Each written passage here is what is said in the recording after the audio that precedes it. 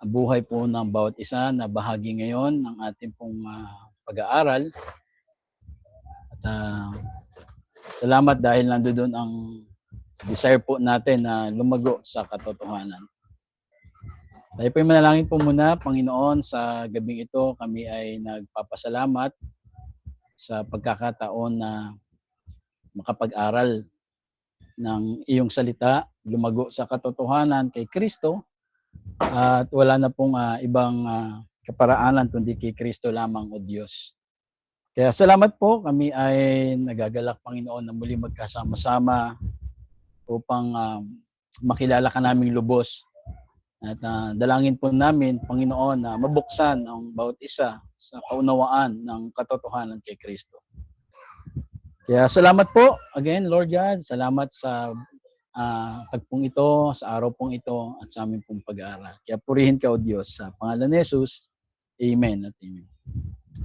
So praise God, malinaw naman po ang aking pong boses po dyan sa inyo, mga kapatid. Amen po. Malinaw naman po, Pastor. Amen po. Sige po, tuloy na po tayo. Nandun pa rin po tayo sa ating pong series po ng Renewing of Mind. Ang pag-uusapan po natin ngayong gabi is about the mind behind the veil. So ang kaisipan na kung saan na nakatago po doon sa veil o parang talukbong. So yun po yung ating pong pag-uusapan. At tingnan po natin kung ano po yung objectives po natin ngayong gabi. So the first thing po, ma-expose po yung strategy of deception in the mind ng kaaway. Maunawaan natin na ang pangunahing atake ng kaaway ay hindi sa panlabas, kundi sa pagbaluktot ng katotohanan sa isip upang itago ang tunay na ebanghelyo. Pangalawang bagay ay to discern the difference between religious error and gospel truth. No? Matuto po tayong makilala o kilalanin natin yung pagkaiba po ng tunog na religious at ang tunay na mensahe ng biyaya upang hindi tayo malinlang ng doctrines na nagpapakitang tama but yung finished work ni Christ ay nadideny. So, yun po yung ating i-address. At pangatlong bagay po is to embrace and guard the clarity of the gospel of grace. No? Hindi lang natin yakapin, kundi bantayan.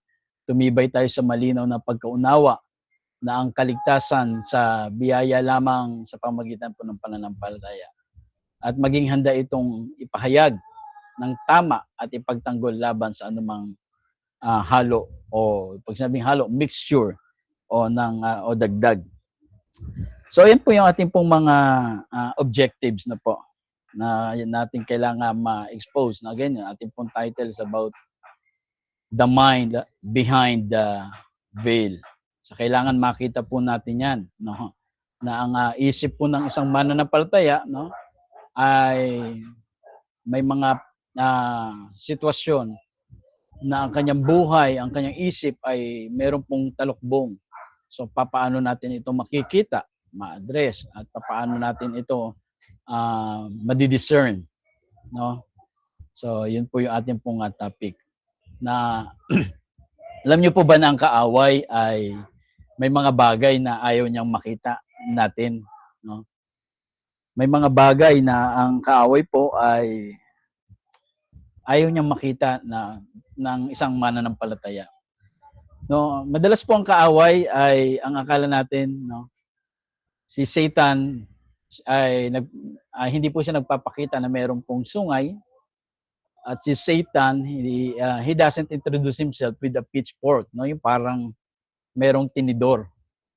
So madalas ganun po natin nakikita pagka pinag-uusapan yung kaaway or si Satan. But in the Bible po ay wala pong ganyang description patungkol po kay Satanas. No, nabuo lang po 'yan yung ancient time doon po sa Europe, meron pong isang artist na kailangan niyang makagawa po ng isang image about Satan. So kaya doon po nag-originate, nag-start yung pag sinabi pong Satan ay yung itsurang mamula-mula na merong sungay, na may buntot, na merong itsura ng kambing at merong hawak na tinidor. So yan po ay nabuo lamang yung image ng isang artist po no sa Europe para lang mabigyan ng muka ang Satan. But in the Bible, hindi po yan, wala pong description na ganon. Pero naitali tayo, no? Maging ang mga mananampalataya na kapag ka Satan is ganyan ang itsura. But Satan doesn't show up with horns. He doesn't introduce himself with a pitchfork, yung parang tinidor. Bakit po? No, sabi po sa 2 Corinthians 11:14, ikalawang Korinto 11:14. Hindi ito katakataka dahil si Satanas man ay nagaanyong anghel ng liwanag. That he comes as an angel of light. Kaya hindi siya nagpapakita na parang may sungay, merong tinidor, na ganon. Or anumang image na nasa isip po natin, na itsurang kambing yung mukha, na may katawang tao. So, hindi po ganon, no? At siya po ay nagaanyong anghel ng liwanag. Nang ibig sabihin, hindi sila mukhang mali. O, hindi sila mukhang kalaban ng Diyos. Sa panlabas, they are look righteous. They sound right. At parang aligned pa sa Bible. So, diyan po nagiging powerful yung tinatawag pong deception. No, yung kaaway ay ganun po, no. Nang ibig sabihin, ang kanya pong ang ginagawa mukhang hindi sila mukhang mali, hindi sila mukhang kalaban ng Diyos. Sa panlabas, they look righteous. Kaya diyan po yung nagiging powerful po, no. But hindi mukhang naka-align din sa Bible, no? Pero mukhang tama, tunog spiritual at gumagamit din ng mga Bible words. Pero sa kabila po ng lahat ng iyon, it still hides the truth. Nakatago pa rin ang katotohanan. At kasi hindi lahat po na mukhang tama ay totoo, lalo na sa buhay po ng Christianity. At hindi lahat ng spiritual ang tunog ay galing sa Diyos. Kaya sabing gano'n, hindi katakataka, even si Satan na po ay nagaanyong anghel ng liwanag. So minsan po ang deception po ay hindi obvious na kasinungalingan, kundi ito ay katotohanang may halong mali. So isa sang katotohanan na may mixture na tinatawag. Kaya ang unang bagay po, no, his main strategy is not chaos. Ano pong ang kanyang strategy is it's confusion. The greatest weapon ni Satan ay hindi po niya ginagamit yung immorality. No, it's a doctrinal deception. No po. So, gano'n, no? Si ang kaaway po ay ang kanya pong weapon is not a immorality. Nakala natin yun ang trabaho lang ng kaaway, no? Pero hindi po 'yon. Ang kanya pong greatest weapon is yung doctrinal deception. Yung confusion. Hindi lang patungkol doon sa kasalanan. Minsan napako tayo dahil sa ganon. Na kapag gumagawa ng mali, gumagawa ng kasalanan, sa maling bagay, akala natin yun lang ang gawa ng kaaway. Pero yun po ay yun yung mga bagay po na yun ay hindi yun ang greatest weapon ng kaaway. But the greatest weapon of Satan, it is yung doctrinal deception. No, yung isang mananampalataya ay nasa posisyon ng confusion. Ito yung pinakapanganib po na sandata ng kaaway. Hindi po siya obvious na kasalanan. Minsan nga, ipinaglalaban pa ng mga mananampalataya o even mga nakakilala sa Panginoon, but they are deceived. Pinagtatanggol po nila yan kasi hindi po obvious. Ito nasa mali. kundi yung maling paniniwala po ay mukhang tama. And that's the works of Satan. Opo, na nagaan yung anghel siya ng liwanag. Yung immorality po, no, can destroy behavior. But yung doctrinal deception, ang nakukurap po sa kanya is yung kanyang mind. Pagka pinag-usapan po natin immorality, ang nasisira po kasi sa kanya is yung behavior po niya. Yung ugali niya, no, yung kanya pong kung sino siya, yung karakter niya. Pero pagdating po sa doctrinal deception, ang nakukurap po na hindi nababantayan is the mind ng isang mananampalataya o even hindi mananampalataya. Kaya hindi target po ng kaaway na dalhin ang tao na po sa kasalanan. Yung kasalanan po ay result ng deception. At yun po ang nangyari kay Adam and Eve. Hindi sila inalok ng bisyo ng kaaway. Hindi sila tinuruang magsugal. Hindi sila tinuruang magsinungaling. No? Ang binigay po sa kanila is confusion. So, hindi po nagpakita ang kaaway na parang masama. But ang kanyang strategy is i-confuse ang tao. I-deceive. Totoo ba na pag kinain nyo yan ay mamamatay kayo? So, nagkaroon din ng confusion si Adam and Eve. At dahil sa confusion, nagkakaroon ng disobedience, unbelief. Right. So, ganun po, no? Kaya ang kaaway, hindi niya tayo trabahong dalhin sa mga maling bagay, hindi niya tayo trabaho, hindi lang yun yung trabaho niya na parang makita tayo nagbibisyo ulit, makita tayo nagsisinungaling. So, hindi po, lahat yun ay result ng maling understanding about doon po sa work ng kaaway. Ang kanya pong main na trabaho po niya is i-deceive ang tao. So, yun no, kapag mali na po ang paniniwala natin, mali na yung interpretasyon natin sa Diyos. No, marami na nagkakaroon ng maling interpretation pagdating sa Diyos. Na yung pag-ibig na Diyos, bigla nagkakaroon ng ibang nature. Walang dual pong karakter ang ating pong Diyos. No po. Pagka siya po ay pag-ibig, siya po ay pag-ibig. Pag siya po ay liwanag, siya po ay liwanag. Wala pong halo, walang mix. Na pagka siya ay mabuti, wala pong halong hindi kabutihan. So, ganun po, yung immorality po kasi, kapag nagkakaroon po ng, sa interpretation, no? Kapag mali po yung paniniwala, mali ang interpretation sa Diyos, nagkakaroon po ng maling response sa grace ng Lord at mali na rin ang direksyon ng buhay. Kaya yung immorality, pag sinabing immorality, no, tignan po natin isang banda. Pag sinabing immorality, visible yun madaling mapansin. No, madaling mapansin yung isang Kristiyano na nasa kasalanan ulit, visible po yun. Madaling yung Kristiyano na makita na gumagawa kagad ng mali, pero yung deception po ay hindi obvious, no? Hindi halata, hindi napapansin. Kaya yun po ang katrabaho ng kaaway. Nasa church, kumpleto ang lahat, pero siya po ay nadideceive sa kanya pong mind. Yung immorality po is usually nare-resist. No? Yung parang mayroon kang kaibigan, aalokan ka ng maling bagay, we can resist, nare-resist natin immorality. Pwede tayong makatanggi.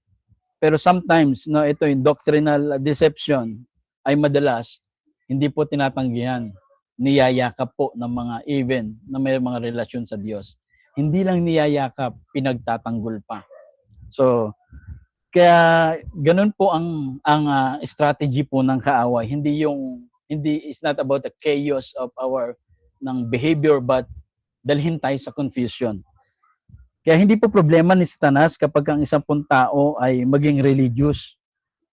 Ang importante sa kanya, kahit religious siya, basta mali ang kanyang paniniwala tungkol sa salvation, no, tungkol sa grace, higit sa lahat tungkol kay Christ.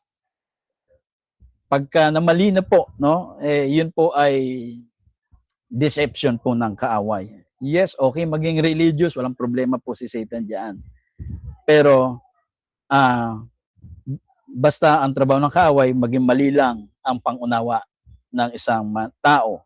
Kasi kahit mukhang maayos po ang buhay, kapag mali ang gospel, no, yung foundation po is already nagkakaroon po ng compromise. Kasi ang tunay po na laban, hindi lamang laban po sa kasalanan, kundi laban sa kasinungalingang tinatanggap bilang katotohanan. Ano po? Malinaw po ba? Now, because once the mind is deceived, the life will naturally follow. Kaya kapag ka na-deceive, nadaya na po ang kaaway ng tao, ang buhay po ng taong yon ay madali na pong nagpa-follow na lang po doon sa kanya pong paniniwala. So that's why si Paul po ay nag-warning about doctrines of devils sa Timothy 4:1 po.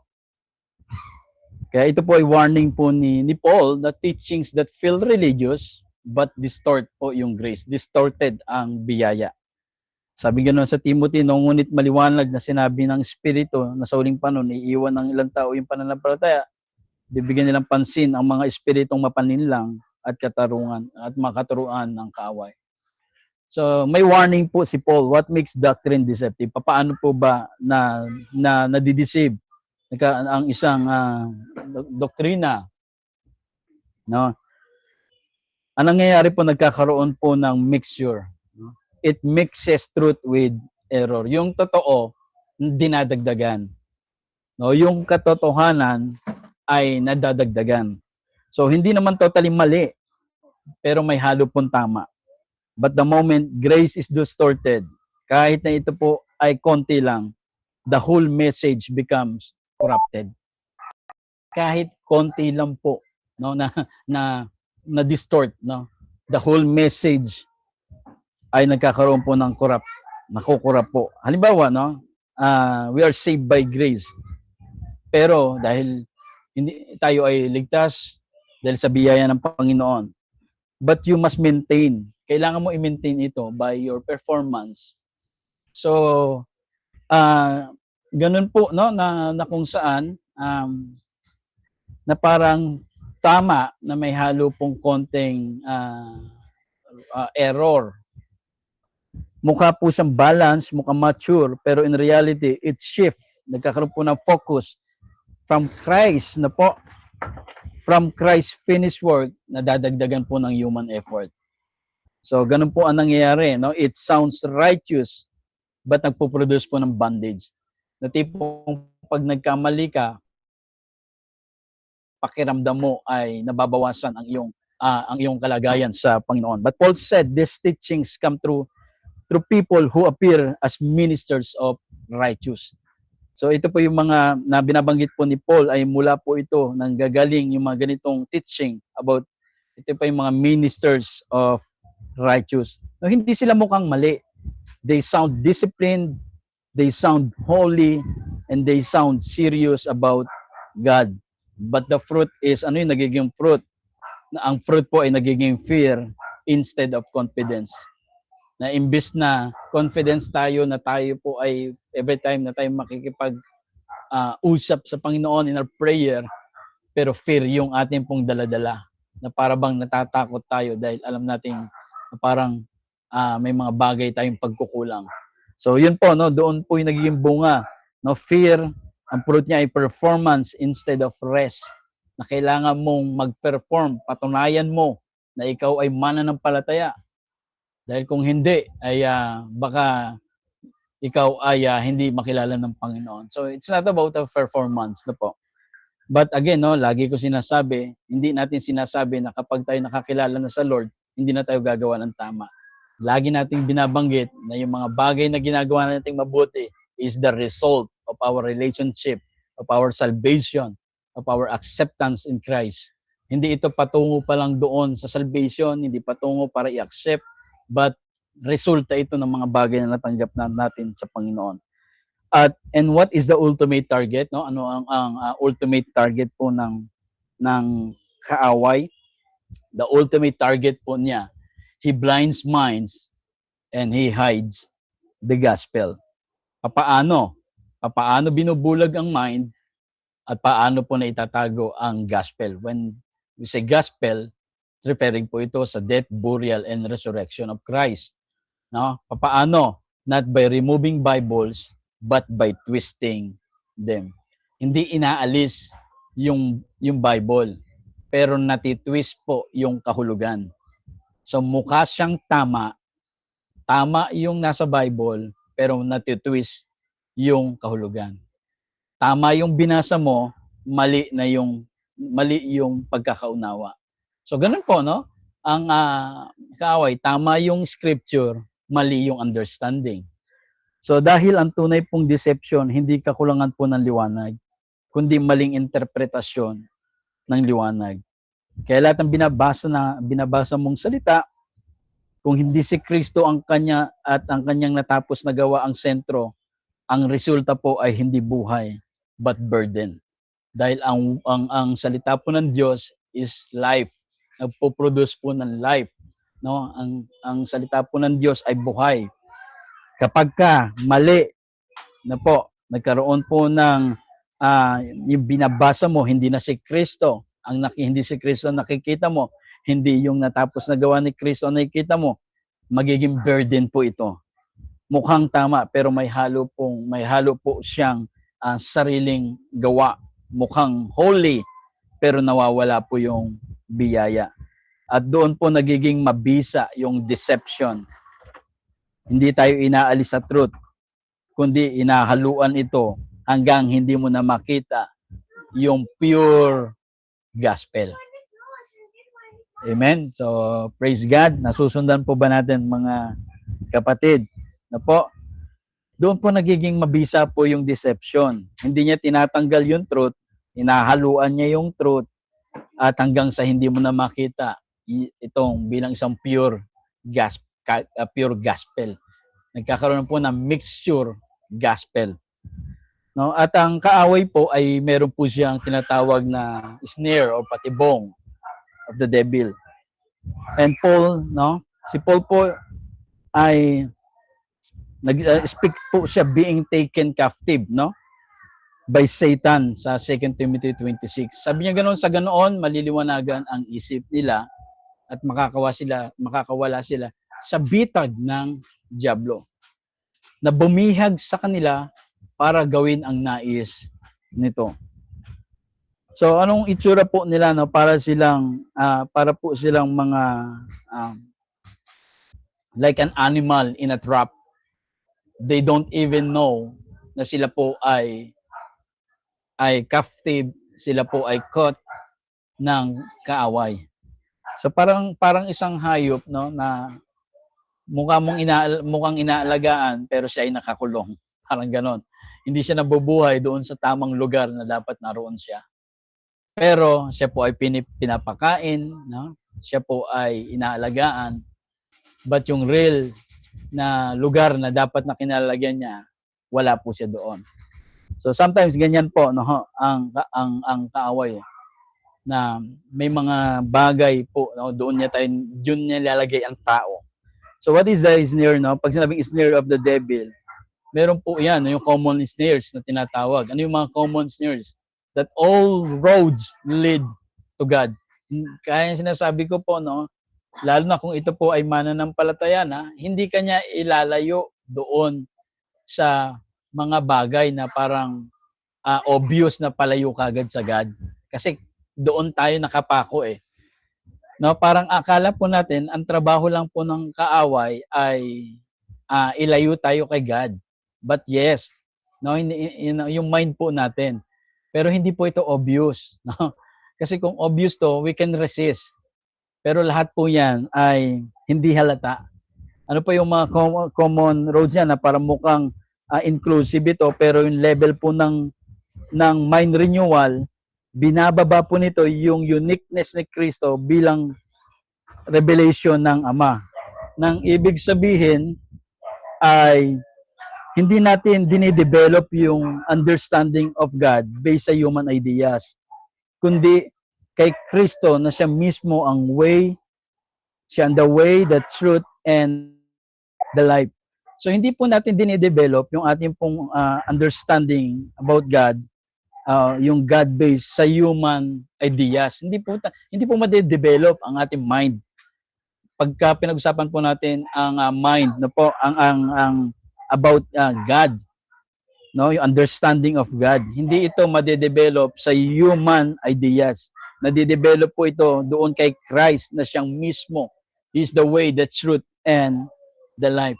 So ganun po ang common snares po, no? Isa sa mga common snares po ng kaaway, that all roads lead to God. No, hindi nga po obvious hindi halata. Pero nadidistort. Just be sincere. Yan po mga common snares po ng kaaway. Maging sincere ka. Ang sincerity ay hindi reliable po ng measure ng truth. Hindi lahat po ng sincere or yung sincerity ay pwede po nating i-measure yung truth based on sincerity. Dahil pwedeng sincere ang tao pero hindi pa rin align sa tamang revelation, sa tamang kapahayagan. So, ganoon. Sa New Covenant po, ang growth ay hindi po naka-base by sincerity, kundi based po sa yung alignment ng isip natin ay nare-rebuild po yung truth kay Kristo. So, hindi ibig sabihin na sincere ay truth na. Pwedeng sincere ang tao pero hindi po naka-align sa tamang revelation. Ano pa ang common snares po ng kaaway? Go to church and you're fine. Sige, alam niyo ba, no?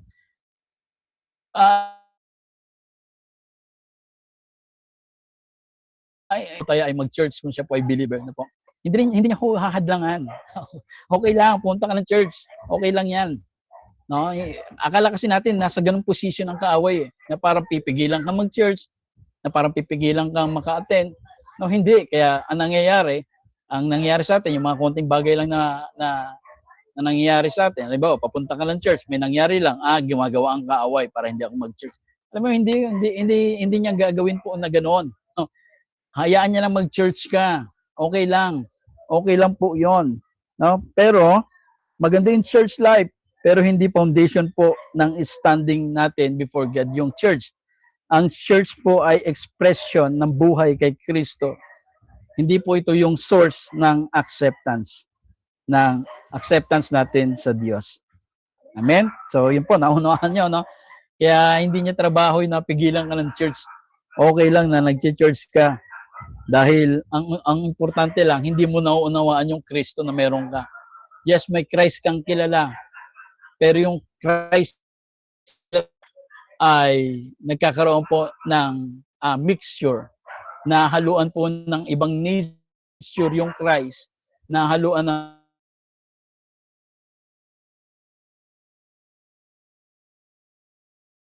ibang kaaway. And what else? The common snares of Satan.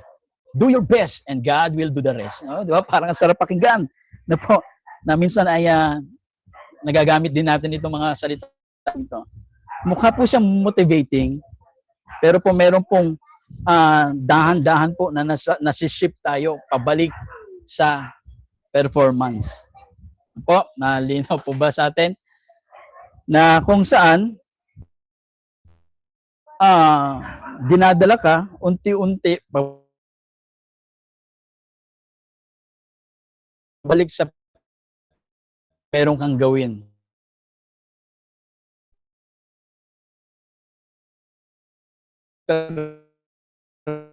Natin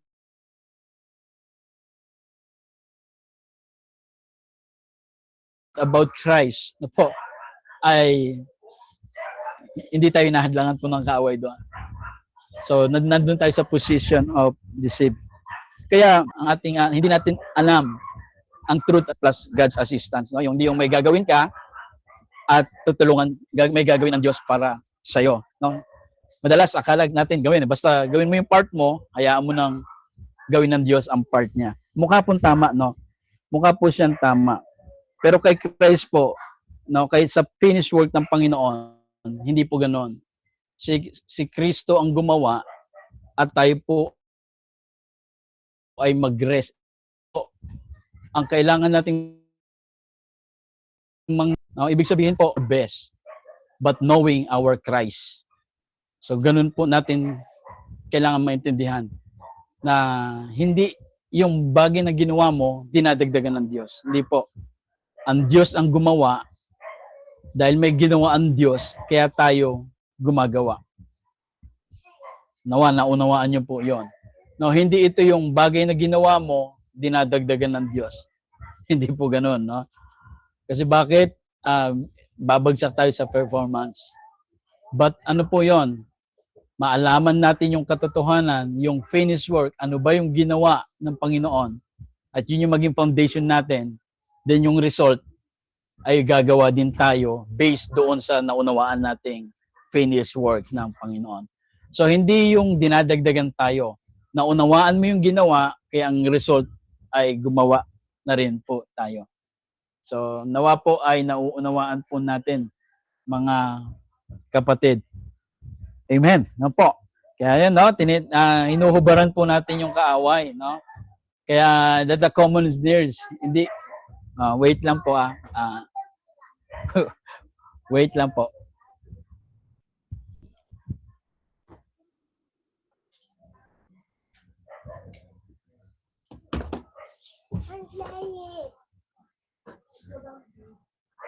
So, okay po, no? Nawa po ay nasusundan po natin, no? That the common snares. Kaya kailangan maging makita po natin para ma-address po natin itong mga to. Sino ang kailangan natin balikan? Si Kristo pa rin po. No, it is a sounds kind, sounds inclusive, sounds religious, but it's not the gospel. Mukha siyang okay, mukha po siyang maganda, no? Mukha po siyang religious, but it's not the gospel. So, yun po ang isang bagay na ginagawa ng kaaway. Okay? Then next, ano pong ginagawa ng kaaway? The gospel he hides. Pag sinabi pong the gospel he hides means the truth is not absent, but hindi nakikita yung truth. Hindi nauunawaan yung truth. So, ganun po na itatago ang gospel. Hindi po absent ang truth, nariyan ang truth, lalo na po sa mananampalataya. Ano po? But, hindi nakikita ang truth at nagkakaroon po ng maling pagkaunawa. So, hindi po siya tinago, no? Kundi ano po, natatabunan siya ng mga mixed teachings. Natatabunan po siya ng mga religious assumptions. Natatabunan po siya ng mga performance mindset. Yung tipong ang sipag-sipag mo sa church, okay nga po yun eh. Hindi po tayo kontra sa part po na yan. Kung talagang masipag ka sa ministry, yes, be it. No? Magpakasipag ka. Pero kung hindi mo naiintindihan yung truth, o yung truth, meron kang misunderstanding o na magkakaroon na misunderstood mo yung truth, no? Ay naitatago yung gospel. Kaya hindi po masama na maging masipag po tayo, hindi po masama na maging active tayo, okay po ang lahat ng yan, no? Pero tandaan nyo, no, ang pinaka-importante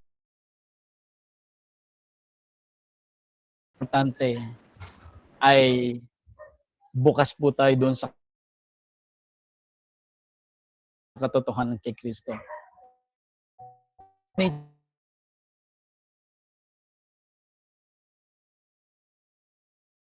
Nagbibigay siya ng karamdaman, nagbibigay din siya ng kagalingan. Dual nature po 'yon. Isa lang wala pong dual nature ang ating pong Panginoon. Pag sinabi pong siya ang kagalingan, siya ang kagalingan. Pag sinabing source siya ng healing, ang source niya healing. Hindi siya pwedeng maging source ng sickness.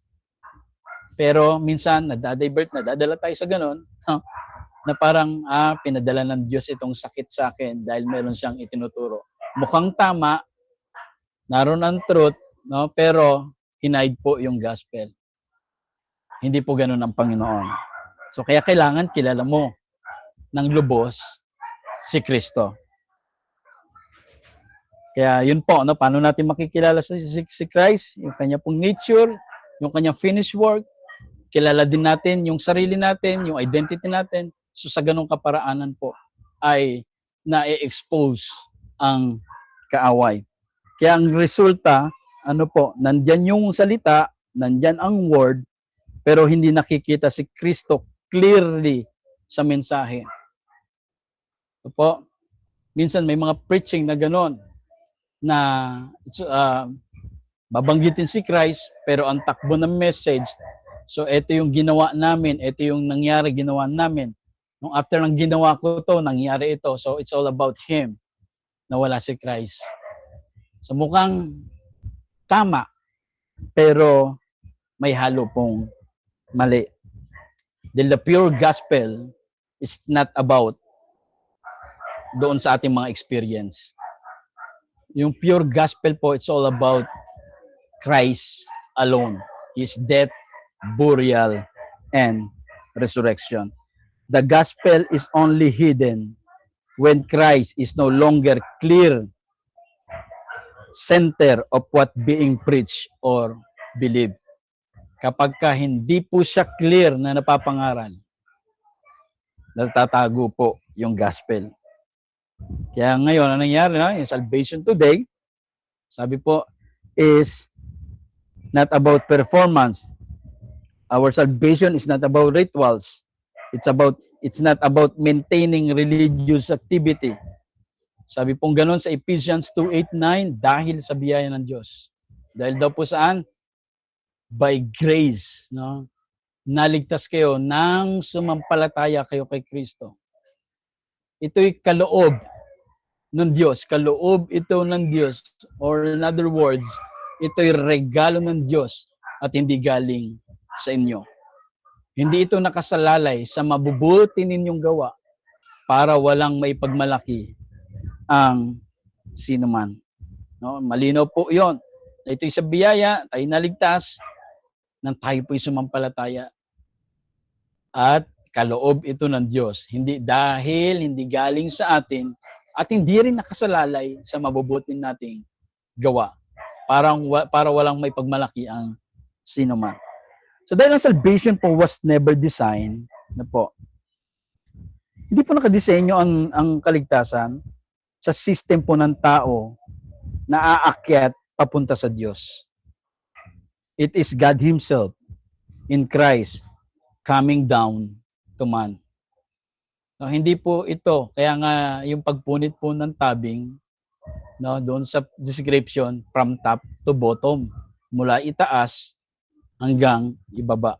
Hindi ito mula ibaba papunta sa taas.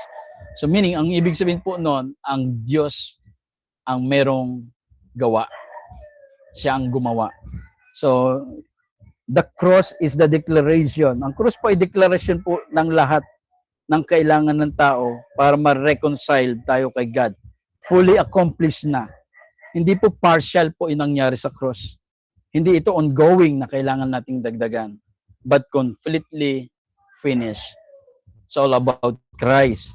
Kaya when Scripture says, by grace you are saved, through faith, not of works, hindi ito tungkol sa pinabababa yung standard ng effort, but nire-remove po, but it's all about removing human effort as the basis na po, altogether.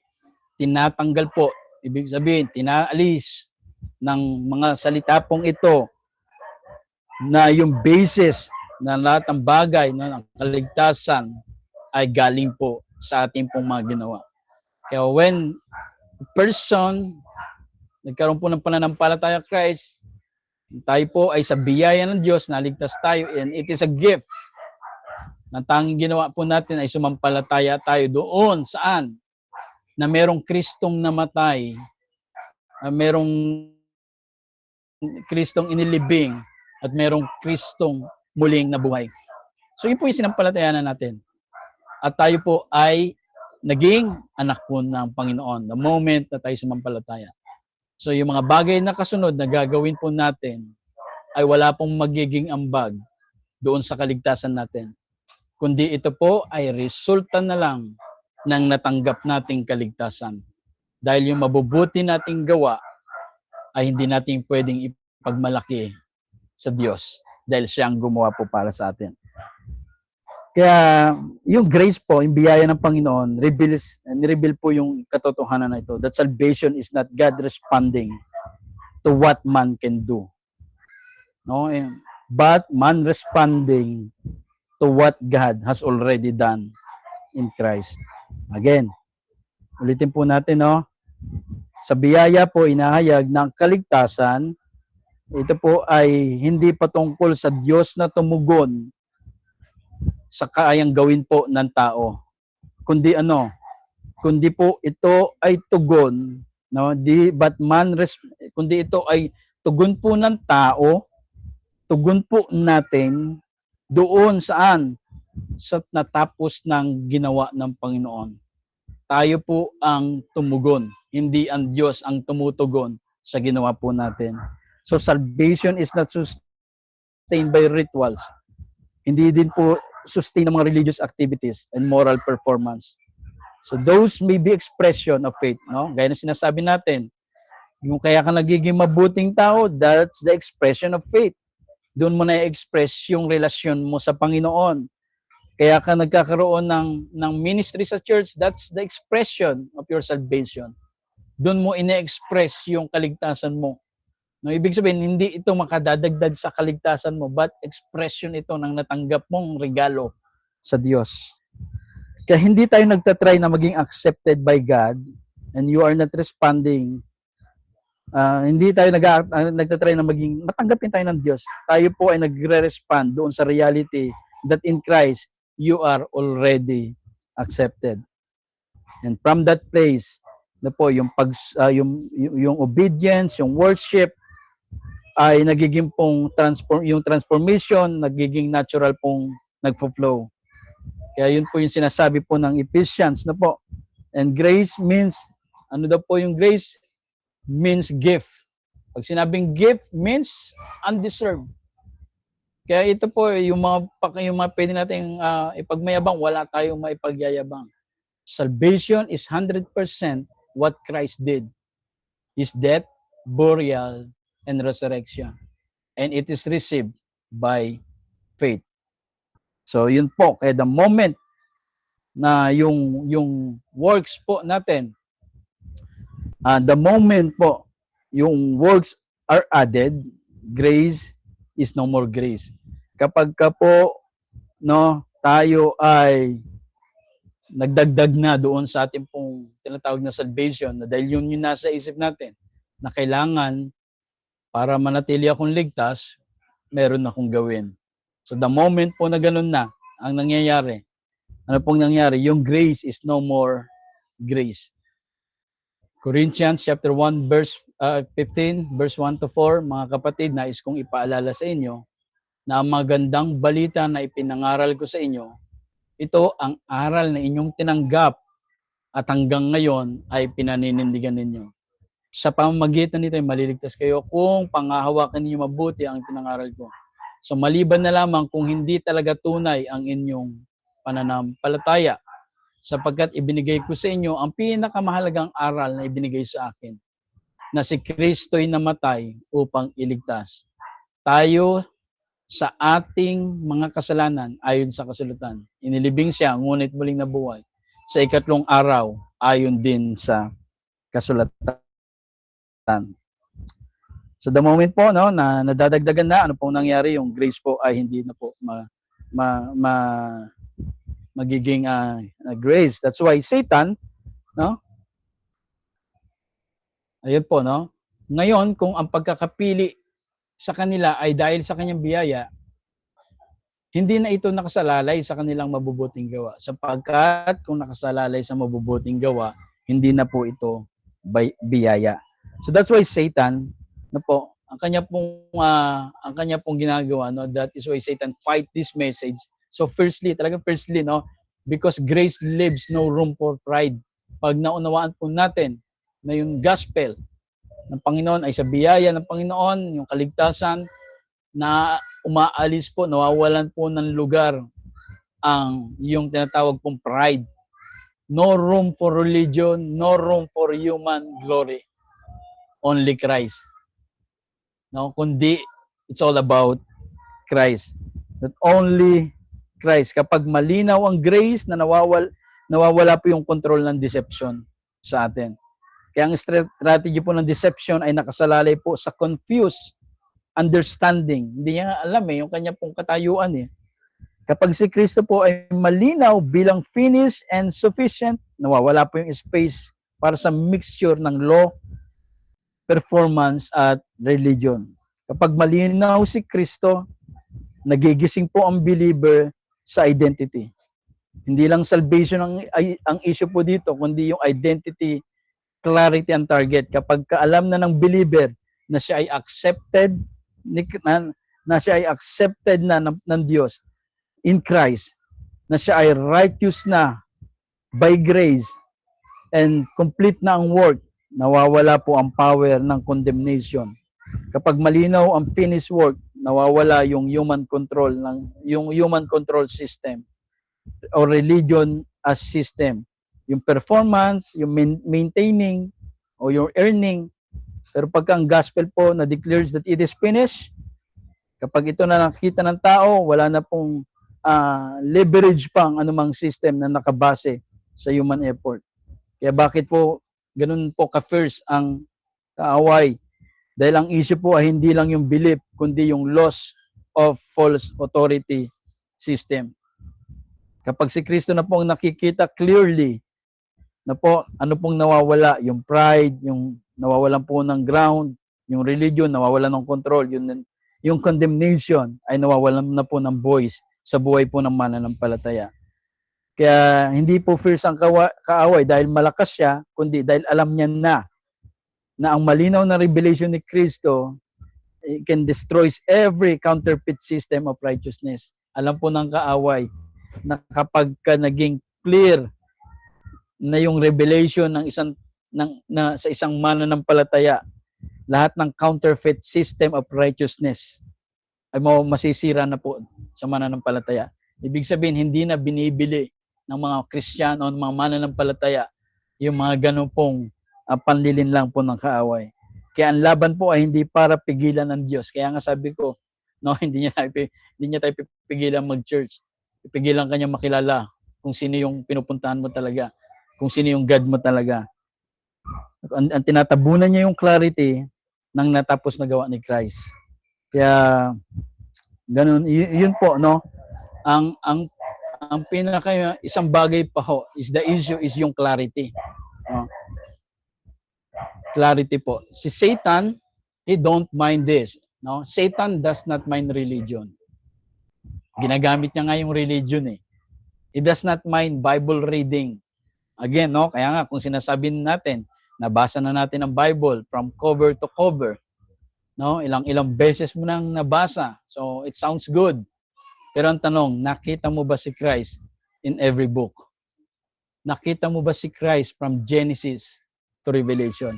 Na-reveal ba yung nature ni Christ? Na-reveal ba yung nature, yung character, true nature and character? Nakita mo ba yung identity mo? Nalaman mo ba yung truth? Kung hindi, he does not mind Bible reading. Kahit pa tayo po ay may everyday devotion, maganda po yan, lagi kong sinasabi. But in our devotion, mapapansin natin, kapag tayo po ay nagde-devotion, ano yung nilalagay natin na verse na binasa natin? Ito yung aking naunawaan. Pagka ganun na po, yung aking naunawaan ay nandoon po tayo sa position na parang maganda yung ginagawa mo, pero nagkaroon ng mixture. Nang scripture po ay wala tayong rights to put interpretation on our own. Dahil meron na po siyang kahulugan pa bago pa may tala po yan. So, ibig sabihin, hindi niya babawalan. Ang ilalayo ka lang ng kaaway na maintindihan mo yung verse. He does not even mind church attendance kahit na ikaw pa yung pinakamaaga. Okay ang lahat ng yan. Hindi tayo against yan. Dapat yan ay nasa position ng result. Hindi natin po, hindi tayo against yan. Dapat nga ginagawa po natin yan. Pero, hindi rin hinahadlangan po ng kaaway yan. Okay? Naunawaan po natin. Akala kasi natin ang kaaway ay pinipigilan ako magbasa ng Bible. Tuwing magpe-pray ako, tuwing magbabasa ako, biglang yung demonyo sumasabit sa mata ko, yun lang po ay mga expression lang po pero unbiblical po yun. No? Ang trabaho po ng kaaway is only in the mind. I-deceive tayo. Dahil deceive ka, may ganun ka ng pananaw na ang demonyo sumasabit sa mata mo, matutulog ka na, ganun. Yan po ay hindi natin naunawaan yung truth dahil naipasa po yan, no? Kaya he does not mind Bible reading and mga church attendance. Yung point po dito, no, hindi po siya automatically natatakot sa external religious activity. All these things, no, religion, Bible reading, church attendance, it's all external religious activity. Ito po yung mga panlabas na ginagawa natin. Dahil mga ito po in themselves can exist without true revelation of Christ. Religion can exist. Pwede pong may religion without relationship. Pwedeng may Bible reading without understanding Christ as the center. Pwedeng may church attendance pwede mag-exist without transformation of identity. Yung tipong 10 taon ka nang nag-church until now, hindi mo pa kilala yung identity mo kay Christ. So that's the very sad thing sa isang mananampalataya. Kaya dahil mga ito po, no, kaya hindi issue kay Satan yung form of godliness. No, ang issue sa kanya, when the gospel becomes clear and Christ becomes central in the believer's understanding. Doon po nangyayari ang real threat sa deception. Nawawala yung confusion, nagiging clear yung grace ng Lord, natatanggal yung condemnation, at lahat tayo ay nandun sa rest in finished work ng Panginoon. Kaya ang kaaway po hindi po takot sa activity of religion, kundi sa revelation of Christ in the gospel. Dahil kapag si Kristo ay malinaw na, ang religion becomes expression, not deception. Nagiging expression na lang po natin. Discipline becomes response, not requirement. Hindi mo dinidiscipline yung sarili mo na gumawa ng tama para bilang isang requirement. No. Nadidiscipline mo yung sarili mo as response doon sa bagay na meron ka. Faith becomes rest, not striving. Ano yung binabantayan ng kaaway? No? He minds yung clear preaching of false gospel of grace. Yan, kapag yan na po ang binabanggit na po. Ang kaaway po is not primarily against sa religion, no? But against po siya sa clear revelation of grace that centers everything on Christ. Kapag kasi Christ po, si Christ ay crucified, no? The cross declares finality, na ang lahat ng kailangan for salvation is already fully, no, it is fully accomplished. Hindi po ito ongoing system but finished work of Christ once and for all. Kapag kaalam po natin na yung crucifixion ng Panginoon, yung nangyari po kaya po every time sa teaching o sa letter ni Paul, na po pagka binanggit po yung Christ doon, lahat ng Christ na binabanggit po niyan, hindi niya pinatutungkulan yung Christ na sanggol. Ang pinatutungkulan niya po doon, yung Christ na resurrected. Hindi po magkaiba po yun. Kasi nagkaroon siya ng revelation doon sa Christ na kung saan resurrected Christ. Ibig sabihin po, na unawaan niya, na i-reveal sa kanya. Salvation by grace. Na hindi ito reward for good behavior, but gift received through Christ alone. And faith alone, walang dagdag na gawa that contributes to justification before God. Yung mga ginagawa natin, again, ilagay natin sa posisyon na ito ay expression, ito ay resulta. Hindi po ito makadadagdag, hindi ito makakakontribute. No works attached. So, good works may follow, pero they are never the root. No, hindi po ugat ang good works para sa ating pong kaligtasan. Ito po ay kasunod ng ating kaligtasan. So, kaya ang kinokontra po ng kaaway is not church activity of religious effort, but the pure gospel that keeps Christ fully sufficient and removes every ground of human boasting. So, yun po ang binabantayan ng kaaway kapag na ipipreach na yung pure gospel yung Christ that fully sufficient, si Kristo lang, sapat na. Doon po at natatanggal yung mga kayabangan ng isang tao na meron siyang ginawa. Ganito pa lang, ako'y mananampalataya na. Ito yung ginawa ko, ito yung ginawa namin. Okay ang lahat ng experience na yan. But the gospel, it's not about you. It's about Christ alone. So lahat ng bagay na ginawa mo, result. Kaya wag natin yun ang i-preach. Wag yun ang ating pong i-share para makilala ng tao ang God. But ano po, the pure gospel. Pastor, bakit may nasira naman ako ng ganon? Nakakilala naman siya ng Panginoon. Yes, pwede. Pero mabubuhay po siya sa kanyang Christian na hindi clear yung kanyang Christ. Ang magiging clear sa kanya ay yung papaano maging mabuti, papaano maging tama. So lahat ng yan ay hindi masama. Pero ang nangyari, yun ang nagiging root niya to salvation. Pero again, hindi root ang mabubuting gawa. Ito ay bunga. Dahil ang root is just yung salvation natin is Christ alone. Resulta na lang po yung mga bagay na ginagawa natin. So nawa na nauunawaan po natin. Yung sinasabi po natin na nandito ang truth pero natatabunan ng mga halo, no, na haluan po ng maling understanding. So ganun po siya nangyayari. So that's why, no, mga kapatid, tayo po, we need to stay under the clear revelation of Christ. Manatili po tayo that ang mind, ang isang isip na unveiled ay nakapokus na sa finished work ng Panginoon. Hindi sa kung ano yung dapat nating idagdag.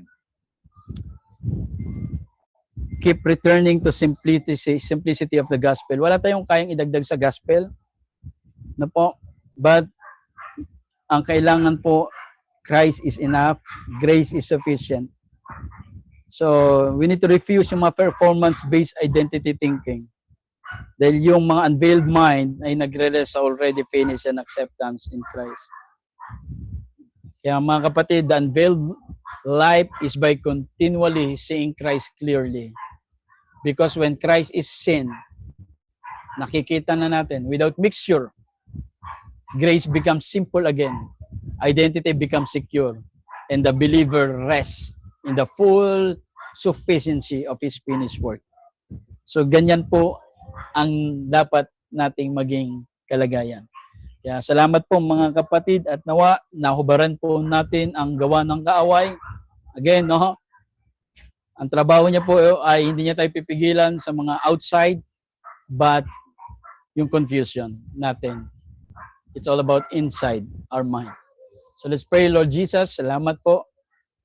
And as we study your word, Lord, maging clear sa amin, maging clear yung Christ, maging clear yung gospel, Panginoon. Walang pwede kaming idagdag. So lahat ng bagay na magiging gawa namin, makita namin itong expression, makita namin itong result, makita namin itong fruit, not root, Panginoon. Kaya salamat po na marami, and I continually pray, Lord God, declaring na sa amin pong journey na pag-aaral, Panginoon, step by step, nagiging clear sa amin. Na dati hindi namin kilala yung aming identity, but now, Lord God, nabubuksan na kami. Nakikita na namin si Christ, nauunawaan na namin, Panginoon. Kaya salamat. And that is our goal, Lord God. Kaya yan din po ang nais nyo sa amin. Kaya salamat po, we praise you and we honor you, Lord, sa yung bagay na ginawa dun sa cross. Kaya pinupuri ka namin, Panginoon, at pinasasalamatan. Sa pangalan ni Jesus, amen at amen. So praise God po, mga kapatid.